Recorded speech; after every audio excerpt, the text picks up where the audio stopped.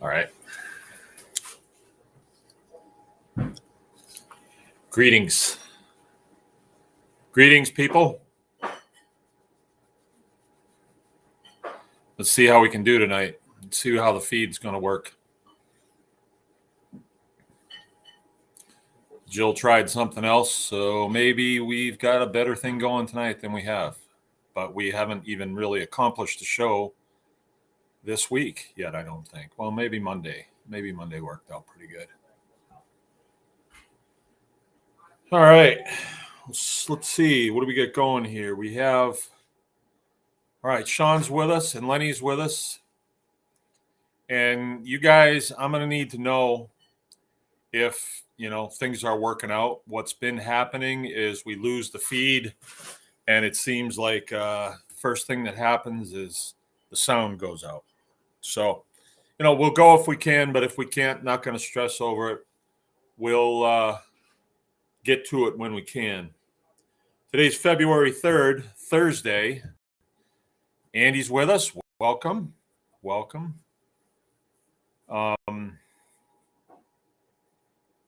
Cold day here in Michigan. Julie's with us. Welcome, Julie. Crunchy Mom is with us. All right. Howdy from the big ice storm. Yeah, I seen your big ice storm. Made me shudder. Wow. We saw a couple people posting things about snow and ice from down in Texas. And, there's like this much snow. There's barely a skiff. And it's like, oh, we're up here. It's like this much snow. And everywhere I walk on this place is icy. All right, Honey's with us. Welcome. Southeast Michigan. How's it down there? You guys got some snow. I think they got like 10 or 12 inches. But it's not really that big a deal. We get snow here. And it is cold. Like it's 10 out right now. So it's pretty chilly back here. It's supposed to be a little bit nicer tomorrow. I'm glad for that because we have a group coming and we're going to butcher another cow. Well, it's 9 here in Marion. Tomorrow, no, it's not going to be much better. The high is going to be 16. So, well, that's the way that goes. We'll have the wood stove going in the butcher shop and, work in shifts. But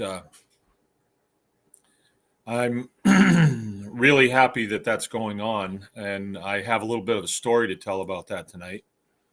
Right now, what I'd like to do is talk about our charcuterie class. That is coming up in March 5th and 6th. Is that right? 5th and 6th? Let me see. I'm going to just check that because I should know, and I'm not exactly sure. Is that 4th and 5th or 5th and 6th? But it's a Saturday, Sunday. Well, I should have a calendar here, right? January, February, March, 5th and 6th. So it's a Saturday, Sunday. Charcuterie is the art of meat preservation as pertains to this fine animal right here, the Mangalitsa pig. It's my favorite pig. I got to say, I had beef for dinner again, and I had beef for lunch, and I could have beef for a midnight snack. I cannot get enough of it. It's been too long without beef. Ooh. Good stuff. And in this class, when the students get here at 9:00 on Saturday morning, the pigs had been butchered the night before, and they're all laid out. So we walk them through the breakdown of the halves. We break them down into primal cuts, and then some of those primal cuts are coming into the shop, and then we break those down into subprimals. And you can go a lot further than we go, but, it's only a 2-day class. And so we want people to have a good working knowledge of how to make charcuterie products like prosciutto, and dried cured sausage. Those are, in my opinion, those are two of the biggies. If you can do that, you can put a lot of meat hanging that is preserved. And if you need to get back to that at a time when there is no refrigeration, or you have not put them in cans or anything like that, you've still got meat. You've still got meat that you can go to. So it's a lot of times charcuterie is sold as a high end artisan type deal. It is all that, but it's also a very good way to put meat up so that you can utilize it at a different time. And, it's a prepping move. You're preparing for the time of year when you do not have that type of meat, or you do not have refrigeration or whatever. So it's a great class. It's Friday and Saturday. This is going to be the second one that we've conducted. The first one went really aces. So I think we've got a good curriculum there. All right. We got Jonathan with us from way over in Minnesota. I've been stalking you a little bit. Keith S. is with us. Jonathan was here during the Tribe Day with his lovely wife and young son, Harley. And we got to know them pretty good. Jonathan did the polar plunge with us. He went in first thing in the morning, went swimming. Yep. So did Brittany. Yep. Reluctantly, but she did it. I don't think Harley went in. And Harley's getting to be a big boy now. He's up and moving around and, really moving around these days. We are going to see the clerics tomorrow. And that's kind of what I want to talk about. I need some input on this. And you're going to see why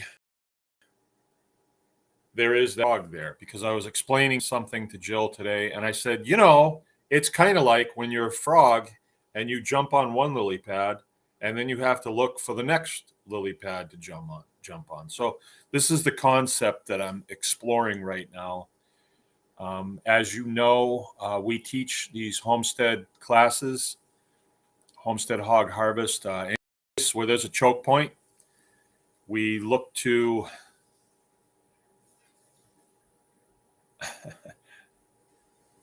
Jonathan saying, I do the polar plunge every day now. My wood boiler is outside -25. So you're plunging into the cold air, probably.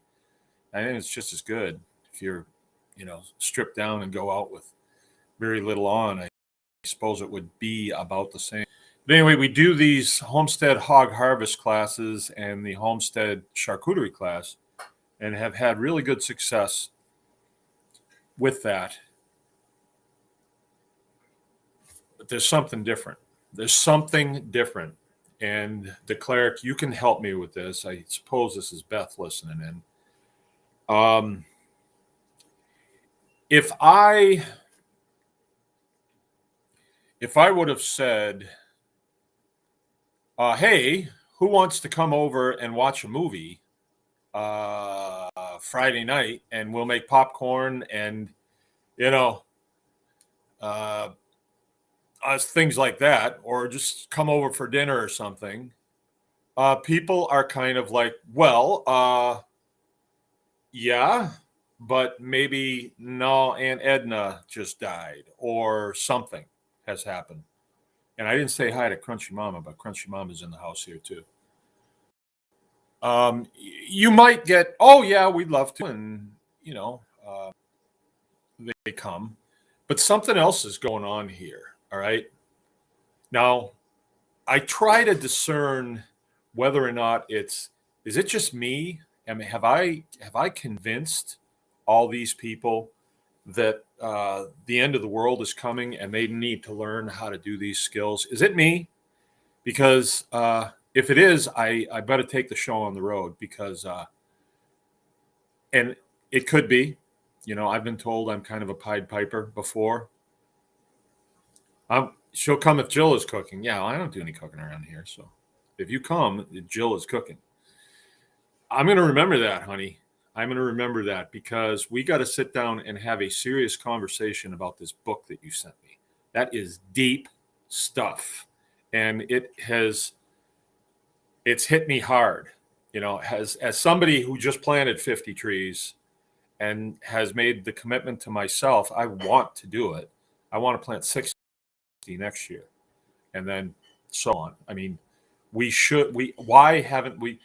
It's like that technology has been kept from us, and like so much right now in our lives that we are able to discern that they're not, that stuff is being kept from us. We're not being told the truth about things. But you read this book written in the 20s, and it's like, why are we planting corn from fence row to fence row and soybeans? Why are we doing that? Well, age old, it's greed, right? It's greed. And we depend on our beloved extension service to do the right thing, but that's not what they do. They do the bidding of the people who are making the money off these operations instead of doing what is right and correct and the best thing for the planet. I hate to make it sound like I'm a tree hugger. I'm really not. But anyway, we got to have a conversation about that book. That book is really, the book is Tree Crops, a Permanent Agriculture. Yes, it is. Huh. Well, you know what? I'm not going to fight. You say the author of the book reminds you of me. He fought hard against the industrial. I don't think I'm going to. I think I'm just going to continue what I'm doing and do the thing, right? And then tell you guys about it. And maybe 5 years down the road, like when the trees that you gave me last fall that I planted this summer, that now some of them are 4 feet tall in 5 years, and they're up and shading the areas that I've planted them in. And I planted them very strategically. I believe I did. I had to take into account, where the beans are going to fall, where I want shade, where I don't want shade, and things like that. So I had to be strategic about it, but I had all winter to think about it. I'm really glad that we didn't dig in and just get them planted in the ground. I'm really glad we didn't do that, because I needed to let the farm kind of tell me where these guys fit in. Right. So I did. But anyway, I want to continue that conversation a lot. It's a signal that you realize you're not going to be here forever, but you do leave a footprint. You do leave, and that is a heck of a footprint to leave when you go. Okay, so this phenomenon that I want to talk about here briefly, and oh, by the way, it looks like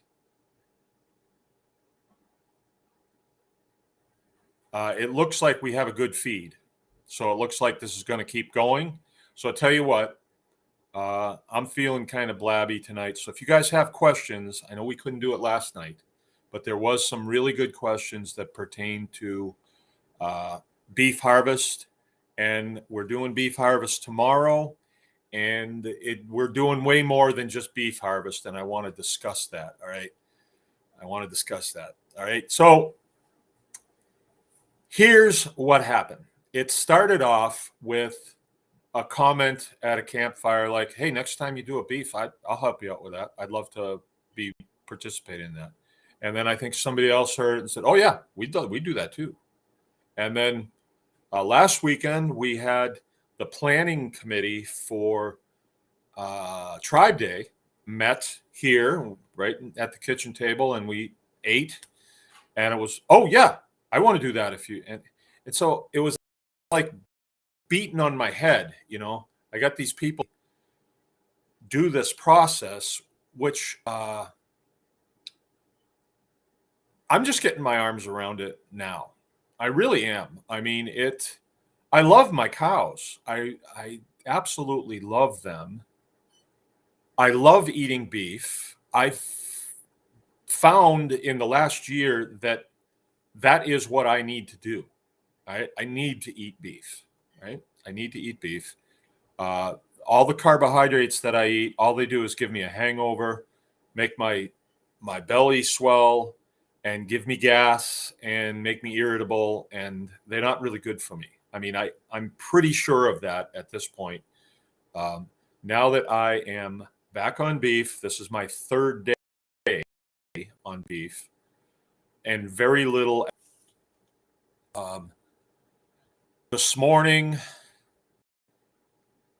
I felt like an awakening. Like I need to call people. All of a sudden, I realized that, hey, I've just walked through a field of opportunity and I didn't even see it because I was so zonked out from all the carbohydrates that I've been eating. And I got to tell you this. I love the Mangalitsa pig. All right. I love the dry cured sausage and all this stuff. It's good stuff. It's not beef.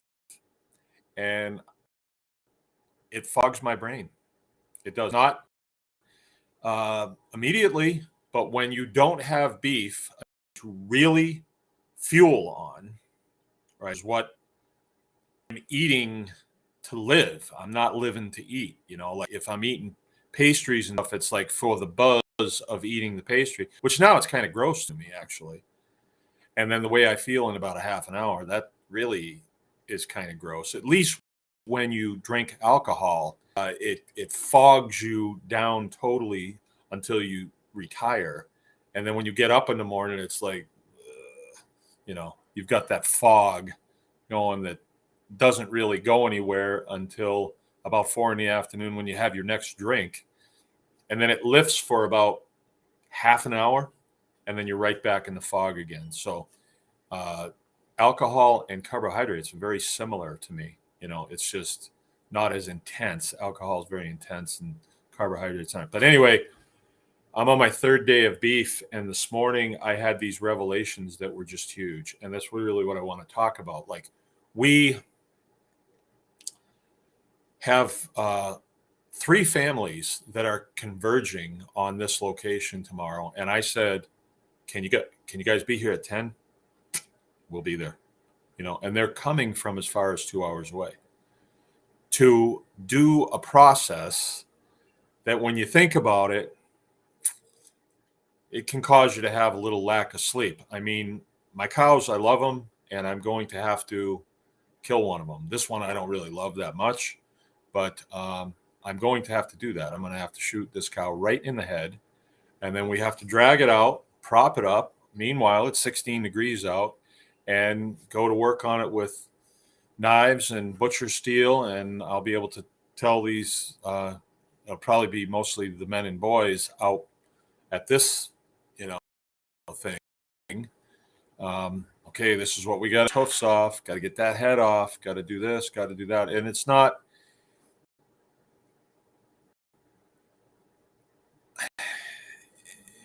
for the novice, it's a mind blower, I guess. It's not exactly work. I kind of enjoy it. I'm doing it by myself, and it's a nice day, and I have an apron on, and I have my butcher steel going and a good sharp knife, and maybe I'm listening to some or something. It's it's good work for me to do. I'm counting my blessings that I can do it. I know people that are younger than me that can't do it. They can't do heavy work like that. I mean, I can still cut split wood. I can really do everything. So I'm glad I can do it.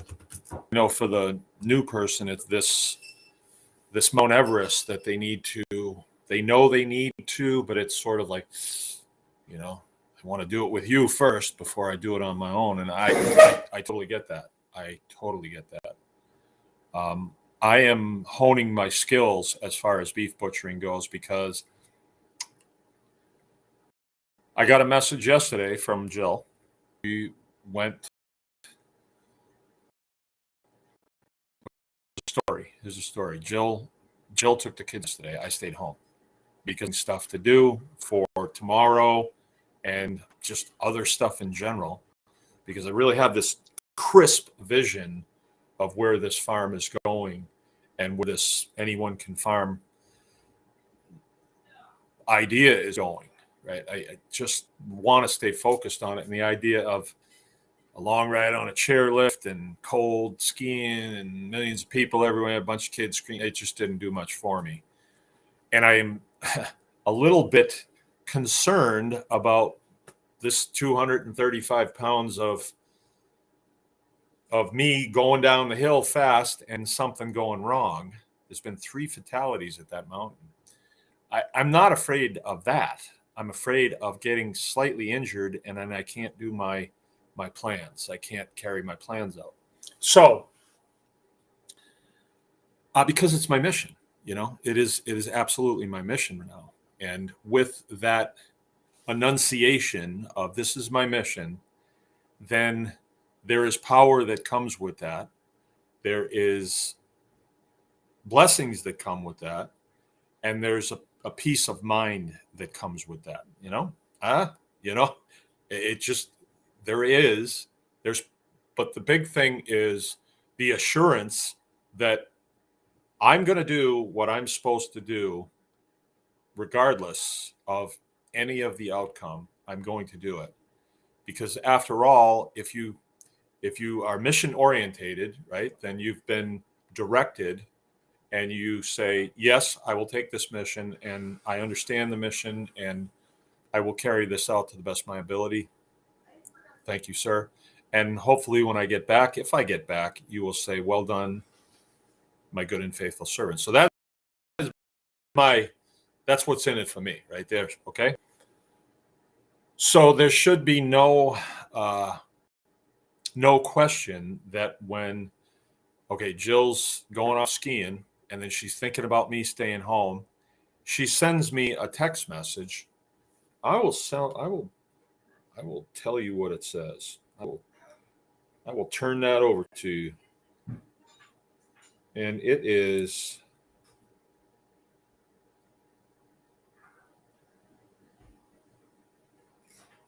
food for the back of my brain. Okay. What would an ad hoc beef cutting class look like?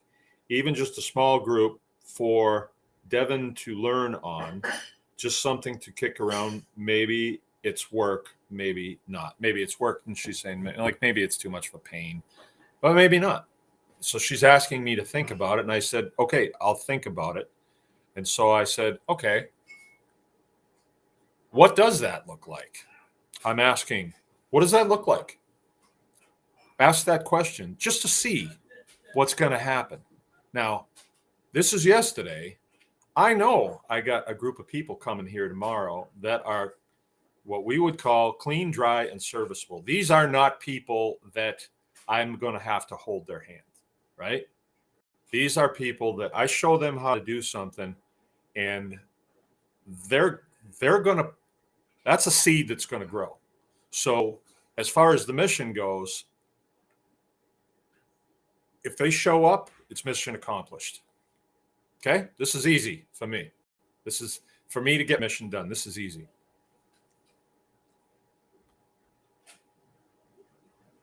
So Jill asked me this question and it caused me to think. And I woke up this morning, had that first cup of coffee, and all of a sudden it dawned on me.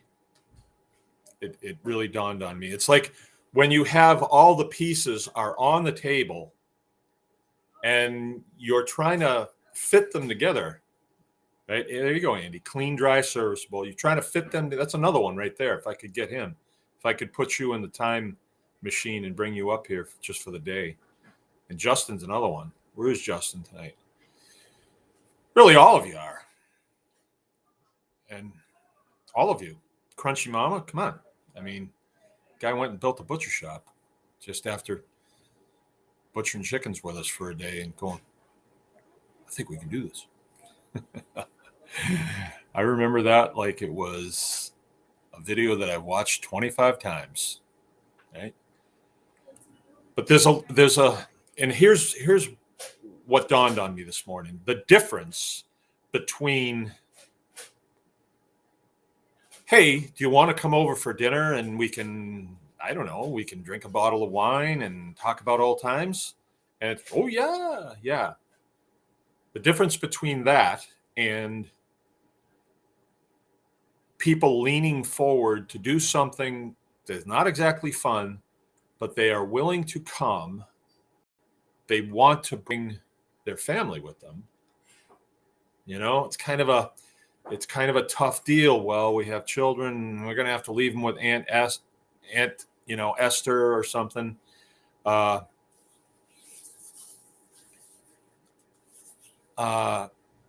they want to come, and they want to do it as a family. So I got to thinking about that. Like, all three parties are saying, can the kids come? And it's not like, are they going to be a pain to you? That's not what they're saying. I don't think. They're saying, we have a mission too, and if our children would be able to be here, that would be beneficial. I think that's what I'm hearing. If I'm not hearing that, it doesn't matter. I'm the older guy, and I know your kids need to be here. They need to see this, right? They do. It needs to be something that's in the back of their mind that, oh yeah, I remember that day when we went and butchered cattle, and yeah, it was fun. Now, I'm not saying to any of the people listening right now, and I think probably quite a few of them are, that we're bearing these kids down tomorrow. They're going to be, that's not what I'm saying. We're going to involve them if that's okay with you, at some level for a little while, so they can say, oh yeah, I did the thing. I now have the power. Remember when we went and butchered cattle up at the farm? Yes, I remember that. Very good time, right? So, by the way, while I'm here, bring your ice skates for your kids, because the pond is cleared off and Rachel thinks that she'll take the kids skating. I'll send a text out, but that's important if you want to do that. Even though it's supposed to be a cold day, they can get a fire going down there and have fun. So what is this?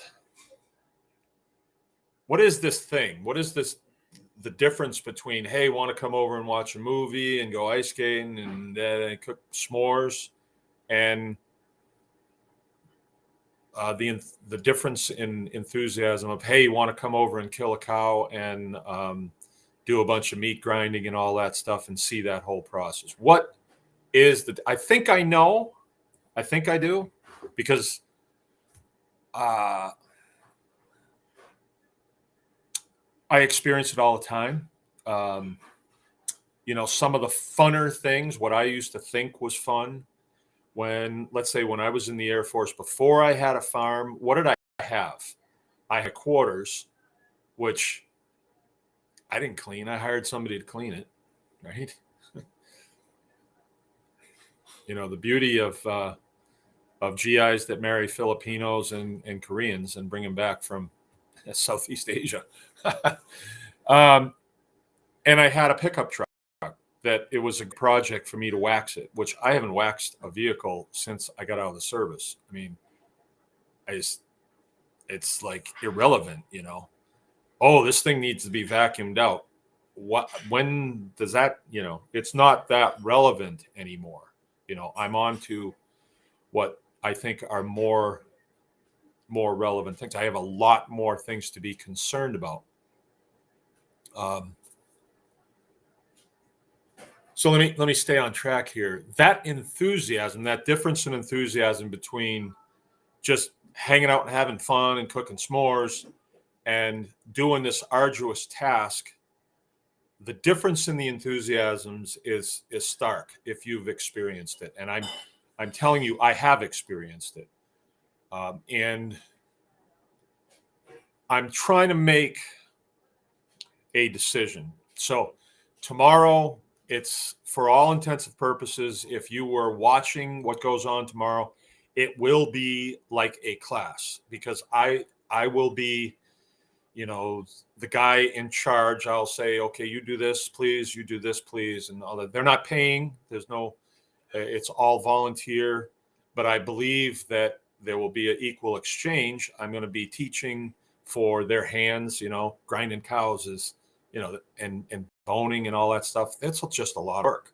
And if people choose to help in that nature, I mean, the shoulders are laying on the table, the rear shanks are laying on the table, and the grinding machine is there. And, I mean, packing it up, it's just, if you have people doing it, it's good, and people can get the feel of it and be kind of fantasizing about when they get to do it with their own cattle, right?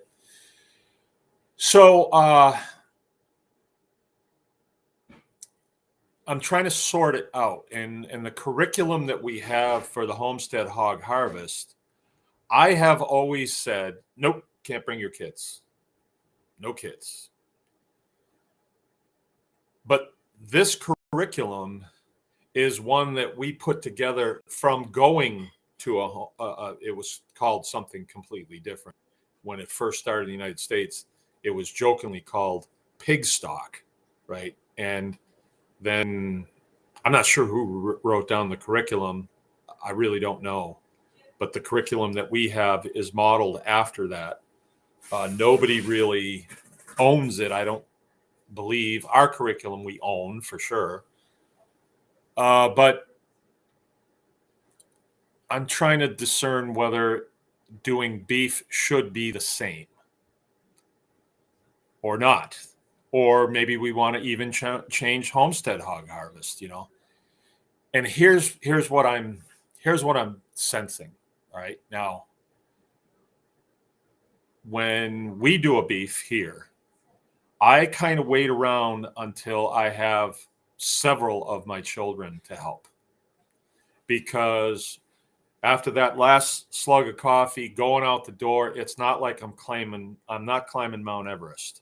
I'm climbing like Mount Wachusett, It's not that tough of a thing. And I'm not feeling like, oh, geez, here we go.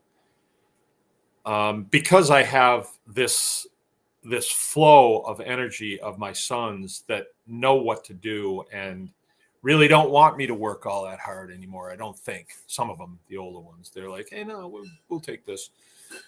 We ain't going to have you around that many more years if we work you too hard. So we'll do some of this. And there's a dynamic.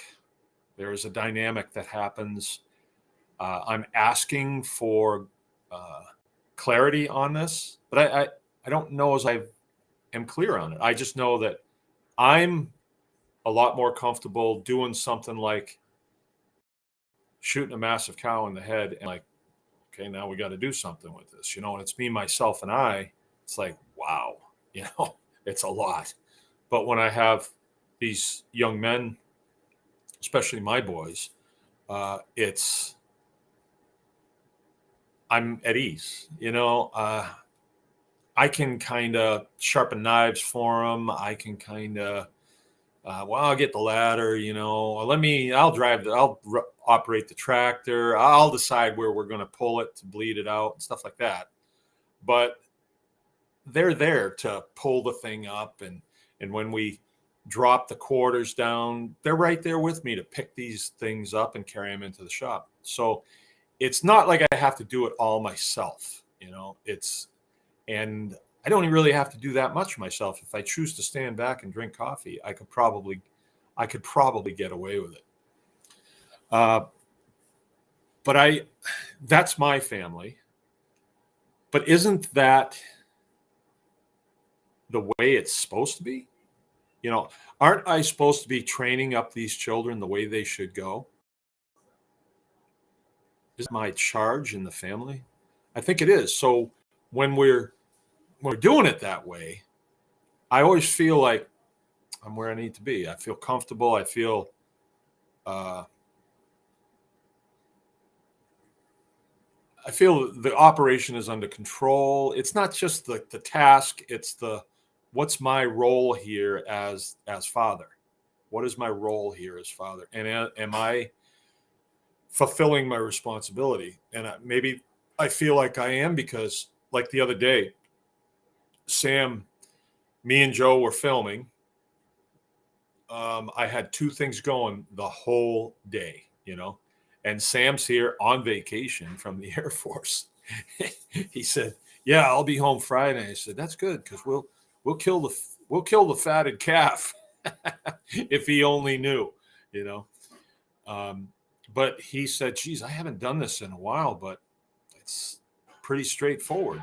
He's done probably 50 pigs by himself or with another partner. So if I always say, if you can do a pig, it's a middle of the road animal. If you can do a pig, you can do a cow, you can do a chipmunk, you can do a dachshund. You can do that. So Sam's out there kind of working on himself, and he got into it. He really got into it. He did a nice job, and we got the hide rolled up and moved off, got the guts dropped, we got everything sorted out, and he did a really nice, neat job. I was really, really thankful for the work that he did. And what I did was I told the two younger boys, my 12 and 10-year-old, I said, "You're working for Sam here." So Sam knew to not let them stand there with their hands in their pockets. Like, get a knife and get in here, help hold this, do that, get those hooves rounded up or whatever. So with that in mind, should we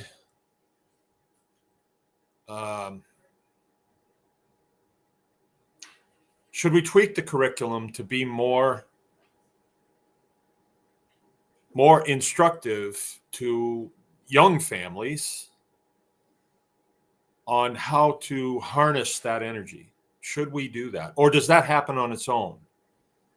Or if they are working with us and they see us doing it, do they get in the groove and say, "Oh, I see how this is done"? I'm not exactly sure, and I am looking for input on this. Right? I am looking for input on this. Now, we're doing all these things with Anyone Can Farm, and a lot of it stemmed from this program, because I wouldn't be able to talk to anybody. We fill all of our classes. By the way, the charcuterie class that's coming up, I had one guy had to cancel, and I think that leaves us with two seats, right? So it's still a month out. If people out there need to come and do this, I would tell you to get your deposit into my lovely wife as soon as possible. Okay, because they fill up pretty quick. There would have been only one, but another guy had to cancel for a certain reason, and that's the way that goes. All right, so that was my thought. That was my big revelation. I try to, with this group, I try to bring you into line with what my thought process is on this, because my feeling towards Anyone Can Farm is where we're going to wind up is going to be train the trainer, because this information can't just be like all this 25 people that know how to butcher. It needs to be far and wide. We have to dispel a lot of the foolish notions that come out of the agencies that really work for industrial ag. Don't want us doing that. We have to dispel those. We have to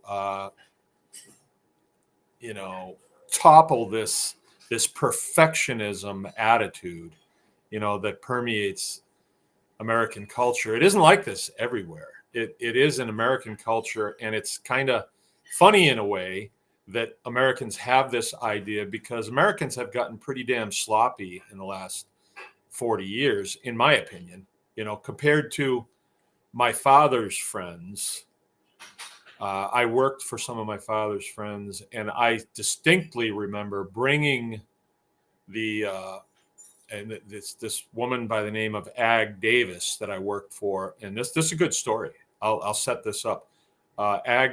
Ag Davis was the wife of Stan Davis, and he was an electrical engineer that my father worked with. And, they had a really nice house, not elaborate or anything, but just everything was perfect. Everything was the way it is supposed to be. And I mean everything. And I worked for them. I mowed their lawn and I trimmed bushes, and anything else that she wanted done, I did. Right. And she wanted it done like a certain way. And I, at that age, did not really clue on, oh, well, she's anal. I didn't clue on that. She just said, no, I want it done this way. And so I did it that way. Like if I washed her car, she wanted me to wash it a certain way. And I'll never forget that. I still wash cars that way if I ever wash cars. But I distinctly remember she had said, before you go, could you take the trash cans down to the bottom of the driveway? And I said, sure. And she said, you need to place them just off the driveway on the lawn, in between the driveway and the mailbox, but not touching the curb. And in my, 15-year-old mind, it was like, down at the bottom of the driveway. That's good. And I took them down there, and I think they were touching the curb. They were on the grass, and I got on my bike and I'm pedaling away, and I'm looking over my shoulder, and there she is, goes out the front of the house and goes down there.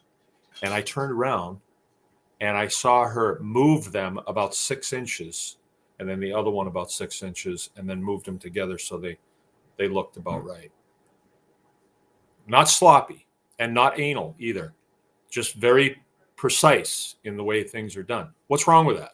There's nothing wrong with that. I think my generation, not me, but a lot of my generation, they're sloppy. They've just turned into slobs. And that's not good. That's not good.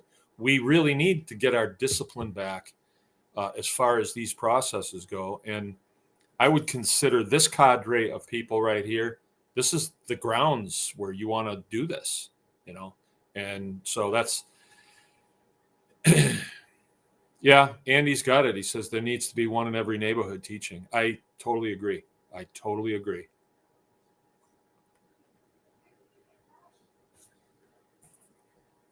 right, so I'm going to look at this and figure out how we can do this in a maybe possibly a different way.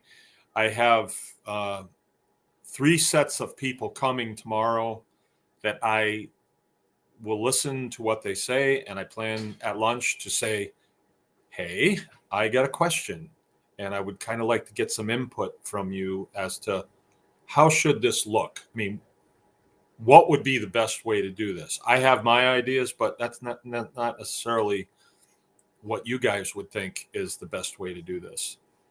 So there you go. But I know that we are going to have a beef curriculum as I do this more and more, and then think about it as if I had to teach Andy how to do this because I'm 10 years older than him and he's going to have to feed me when I'm 80. I'm wanting to make sure he knows how to do it right. Train your replacement, constantly train your replacement. That's sort of a military concept. You're training the people to take your place because you're not going to be there. You're only going to be doing it for a season and then you go, right?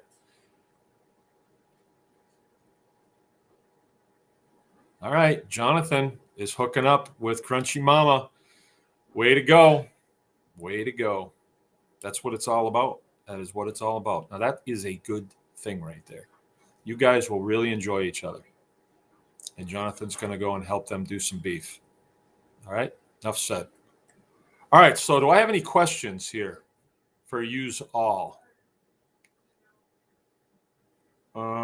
Jonathan, we have a semi-Angus Jersey cross and a couple of Jersey steers hanging around, and the soonest butcher date is October 23rd, 2023. Yeah, Jonathan, you need to get some training. Yeah, and it's not like it's going to be fashionable or anything. If you don't get some training, well, I mean, you're a smart enough guy. You could figure it out after you've done. Well, you never took any of our classes then, have you? All right, Nancy, this ought to be good input. When I was about 8 or 9, my fathers and uncles got together to butcher one of our cows.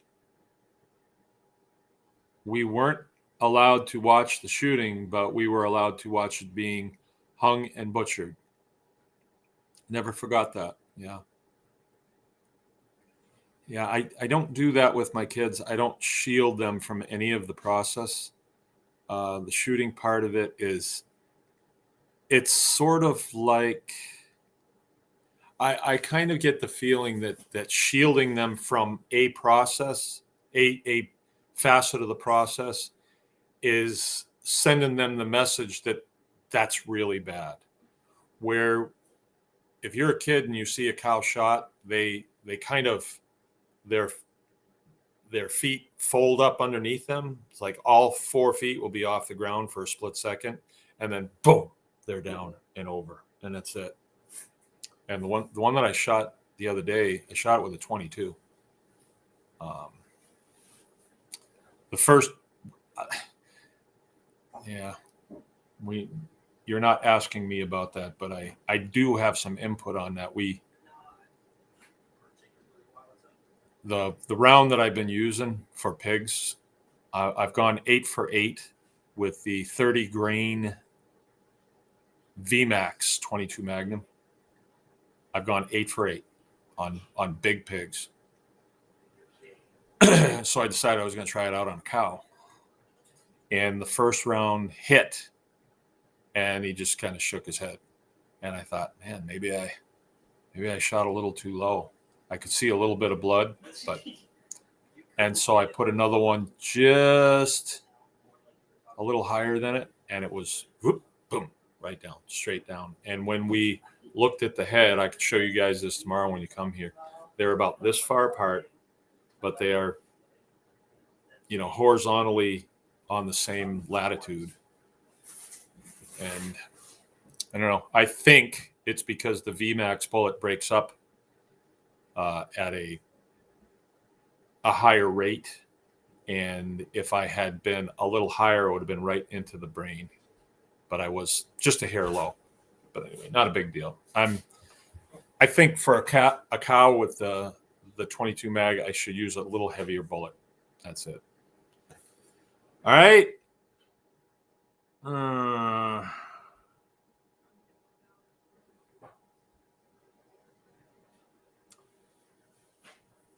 Okay.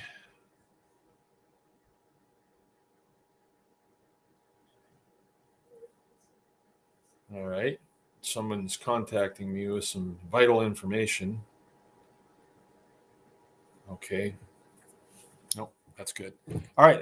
Are there any questions? We missed our Q&A last night, and now might be the time to answer a few questions if you have it. Crunchy Mom, I've seen angry beef go over the top. Everyone involved has to have good situational awareness. With that in mind, Sean, I'm glad you said that, because I think I might not risk it. Oh no, these are Holsteins. These guys don't get angry. They're not like your range beef. And yeah, I got a 30 M1 that will definitely do the job. And on a cow, I'm not worried about doing all that much damage. So maybe that would be a better choice. Maybe. I don't know. Let me think about it. I hadn't thought about that, but that's a good thing to think about.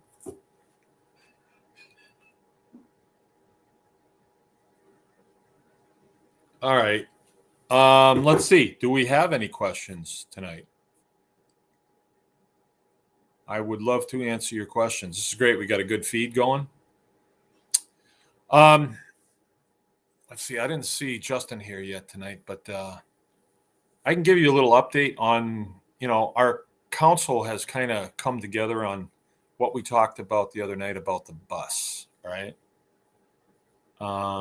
We feel like we would really like to do more instruction out on the road, at other people's farms, at host farms. And the whole idea of the school bus really turns me on. I really like that idea. I think it's really a neat thing. But I've moved through different phases. At first, I was like, oh man, I don't have time to do a mod on a bus. I just don't have time. And I thought, well, I'll get one that somebody's done a decent job on, and I'll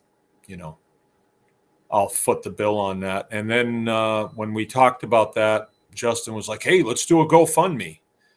And at the time I said, yeah, okay, GoFundMe. But how does that resonate that we want people to donate to a bus for us to, I don't know. I think it sends the wrong message. And then we found out that GoFundMe takes a big chunk of those funds that people donate. And so, wait a minute, we have a platform. This is the platform. Like, I really don't want people that I don't know and don't understand our mission to donate to a bus so we can perform the mission. I'm not thinking that that's a good thing. And the GoFundMe thing, I don't even know who those people are that donate to it. Now, if it's people from from this tribe that want to take some personal ownership in it, just like they've taken personal ownership in the classroom, which, boy, I wish I had that tomorrow. I think that's acceptable. You want to take ownership at some point. I mean, we're continuously passing it off. Like, I do not want this to be the Baker's Green Acres show. This is the Anyone Can Farm tribe, which means we've got all kinds of members in the tribe, and some of you are going to be the teachers in your neighborhood, right? So if you want to take ownership of this program, then do it. By all means, do it. I will usher you right in the door.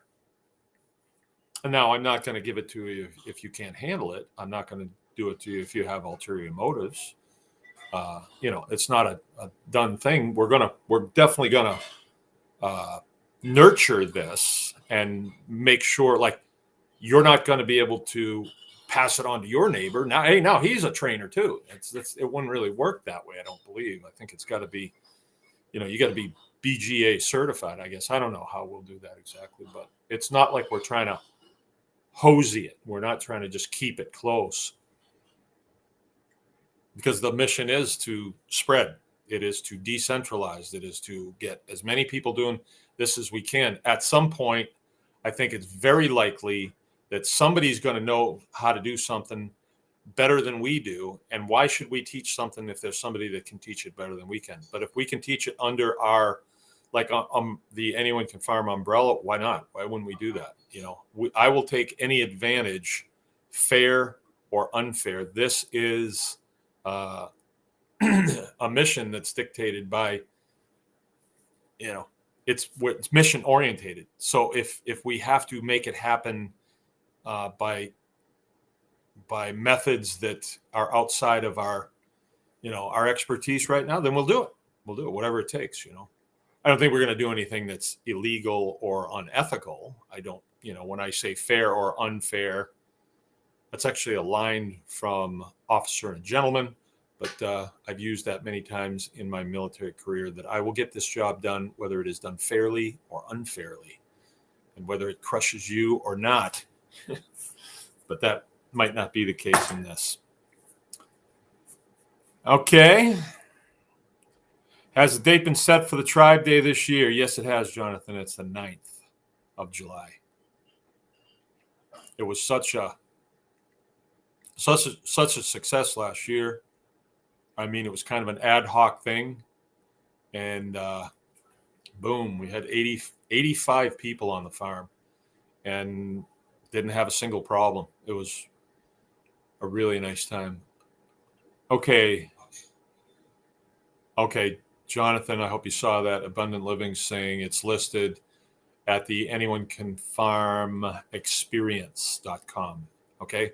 Those of you that are coming in now, the anyonecanfarmexperience.com is going to be the new flagship of this tribe.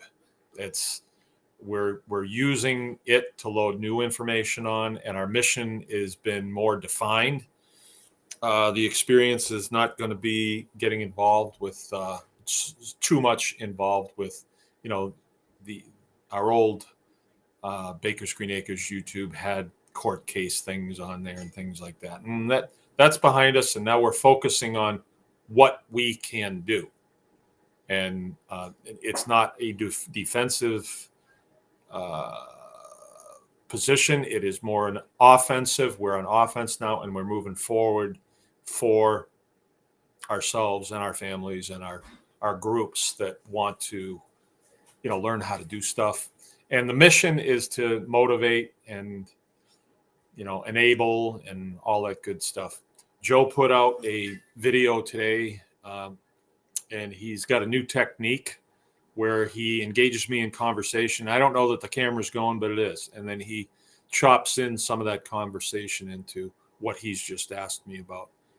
And I had a conversation with him today, and he said, a lot of people who are getting into homesteading, they say, well, I'm just going to do a couple of goats because they think that will be easier.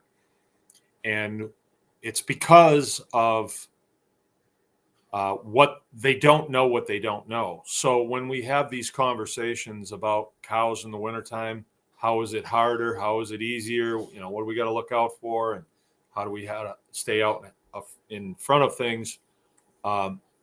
These conversations can be really beneficial to people who would like to do this, but just don't know what they don't know. So I think that was pretty good. All right, Honey Caffeine is off to bed. Wow, that would be a cheap date. 9:00, huh?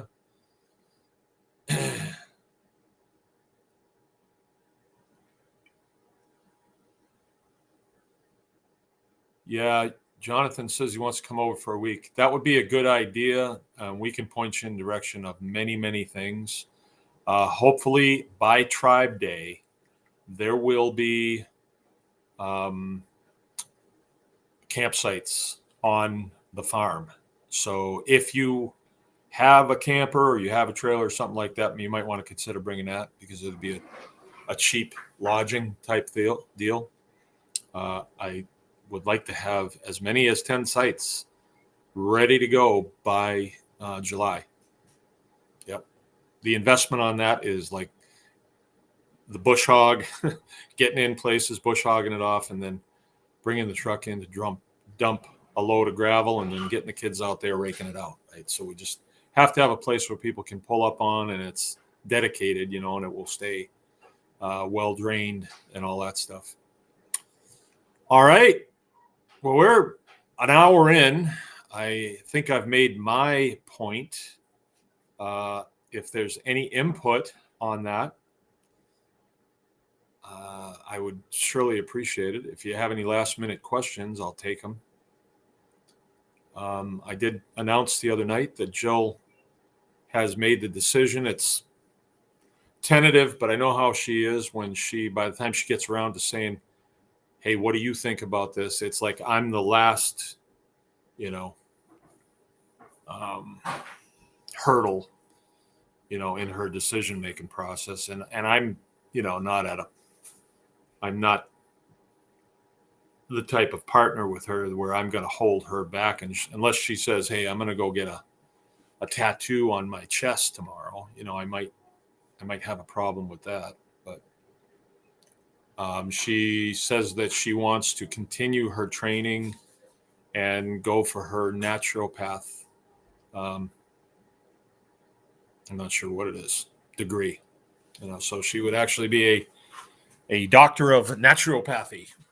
So there's a place that's close to us, and the lady that runs the school has been doing it for 20 years, and we haven't met her, and it's a shame that we haven't.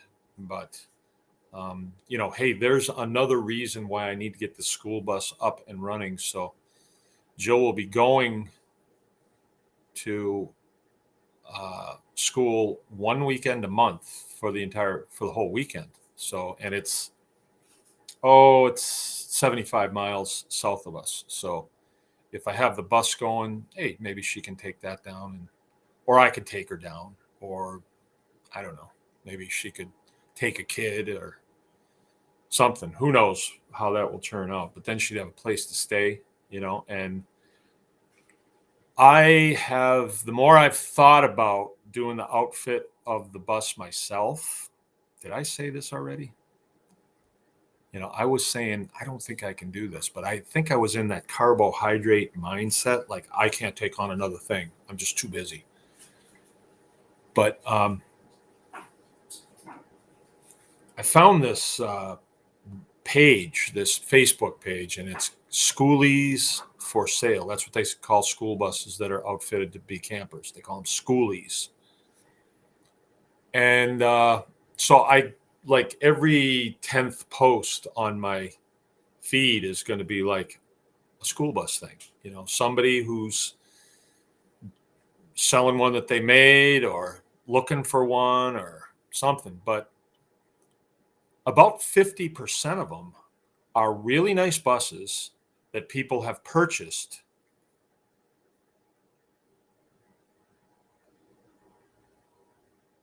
Okay, Lorna. That people have purchased, and they've stripped them. They've stripped the seats out of them. And some of them, they put down a subfloor. Some of them, they'll do a little bit of framing along the windows and stuff. And then we're not going to be able to finish this project for one reason or another. There's a lot of that. And you see these buses with under 100,000 miles on them with, an International engine in it, or a Caterpillar engine in it, and the Allison transmission. I mean, for $5,000, 5, 6,000, 7,000, depending on how low the mileage is. But what difference does it make between, 75,000 and 200,000 on a piece of equipment? It doesn't make any difference. In my lifetime, I won't probably put the mileage on it that got to change that engine out. Getting close to 1 million miles. So I'm looking at this and saying, if I did get one that was already stripped out, and let's say it had a subfloor down in it, then I could outfit it the way I want it. And if you guys haven't figured this out, I'm not really too concerned with frilly stuff in there, or even really a TV or anything like that. I need a bed, a good bed, which I would do that well. I really want it so that I can utilize the back door as much as I use the front door. So I want to be able to walk through on the whole thing. I'm going to keep 2 of the seats and then put a table in the middle, so you're in a diner, and that would be over on the right side of the bus. The driver sits on the left side of the bus, and there'll also be seat belts there, so people can sit facing forward, see where they're going, but they'll have windows out here, or they can sit facing backwards, but they could still be belted in. So those would be the transport seats. And then, a queen size bed in the back that I can fold up against the wall, a Murphy bed, so you can walk through. And on the bottom of that bed, I think I could put like something like this. So that could be like a makeshift studio, right? Or office. Jill likes to work on things too. So she needs like a little desk space, and then a shower, and just a stand-up shower, and a can, and then enough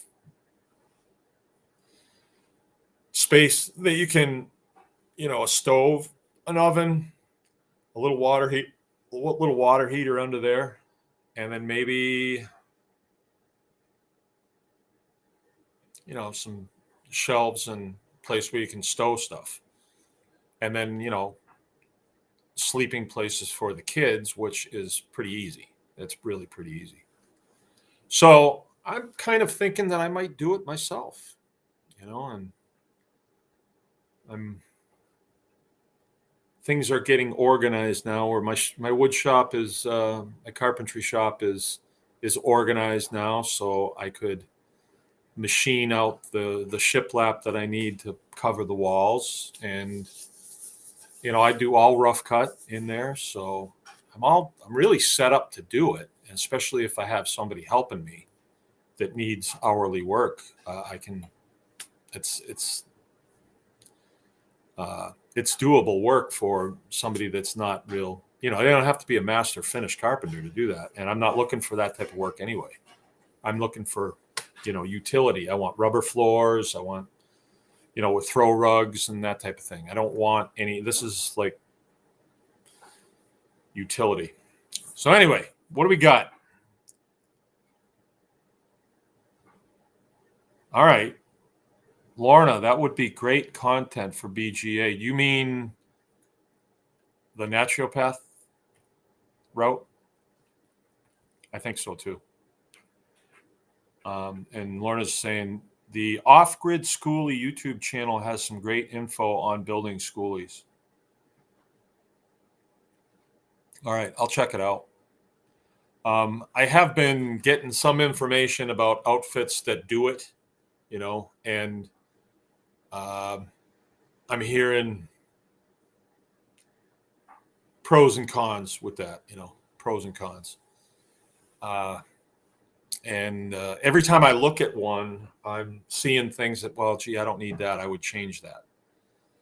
I don't want a king size bed.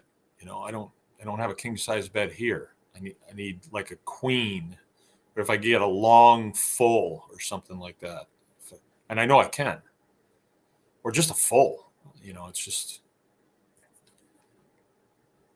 yeah. Some of these buses have such low mileage on them, and it's such solid equipment, diesel engines and Allison transmissions, and it's such solid stuff that's they're built to work. And a school system puts 100,000 on them, and then they turn them over. Those are your tax dollars, right? That they're not being very frugal with, because the federal government says, if you want to buy some more buses, here's some money for it. Well, we need to change out 6 buses. Let's just buy 4 though. And then the rest of it we can spend on a new daycare facility, or bonuses for the employees maybe, or something. I don't know. But I know that those buses are not getting they're not wearing them out. That's for sure. And you know what? They're not worth much in scrap. Honestly, they're not worth much. So I don't know. We should talk about that. I had somebody say to me the other day, is Lorna a real person? They thought that Lorna was just Jill's stage name. Yep. No, Lorna's a real person. All right, you guys, 9:00. I'm about talked out. So let's plan on tomorrow night, 8:00. We'll see how it goes. I think maybe my guests should be cleared out of here by then, but I don't know. But if not, then we'll I don't know, maybe we'll do a Saturday show or something, but we'll probably be good to go. Joe's planning on coming over and getting what they call B-roll of this process, because we think we may use the tomorrow's footage for the advertisement for the homestead beef harvest, or whatever we choose to call it. I'd love some input on that too. All right, Nance Dort, you're taking off. I hear your country's going to be freed up here pretty soon. I hear that the truckers are doing some tremendous things. Depends who you listen to. Some people are saying, nah, it's a big nothing burger. The mainstream media is saying there's about 100 trucks out there. Yeah, you guys, if you'd hit the thumbs up for us, that would be really good. And please, if you do me a solid, like, share, and subscribe. And please share the Anyone Can Farm experience with your friends. That would be fun if you could come visit. Please share it with your friends if you would do that for me. Joe told me yesterday that we have about 200 people, and just in the short time that the Anyone Can Farm experience has been online, which is just January. So I don't know how he figures it out, but with that trajectory in mind, we're going to be doing good in a year. We're going to be back where we were. But the difference is going to be the Anyone Can, Baker's Green Acres YouTube channel had a lot of people on there that were subscribed to us when we were fighting with the state in court. And they were following that aspect of it. But a lot of them, really weren't interested in homesteading, farming, and intentional living. And so we did not see them. But the 200 that we have now, wherever it is or so, I would consider them all of the same caliber as the tribes people. And so getting caught up with this many subs, this person's got 500,000 subs, and this person's only got 200. I'd rather have 200 solid tribes people than 10,000 or 20,000 or 50,000 that are just coming for entertainment and only just kind of here for a while until they find something else to do. One of the things we saw here tonight it is a hallmark, I would say, of the tribe is Jonathan Pierce is going to hook up with Sean Kelly down in Texas and butcher cattle with them for fun. I think they'll have fun, but no, Jonathan's saying I've got 4 or 5 beef at home and I can't get them into process until 2023, October 2023. So it's a utilitarian meetup, and what will come from that? I mean, Sean has made a tremendous investment in his life by working for intentionally going to work for a butcher for like $15 an hour. But he's learned how to butcher beef, and now he's going to pass that on to Jonathan. Is Jonathan going to pass it on to somebody in his neighborhood? I hope so. Okay, Nancy's saying, legacy media lies so much.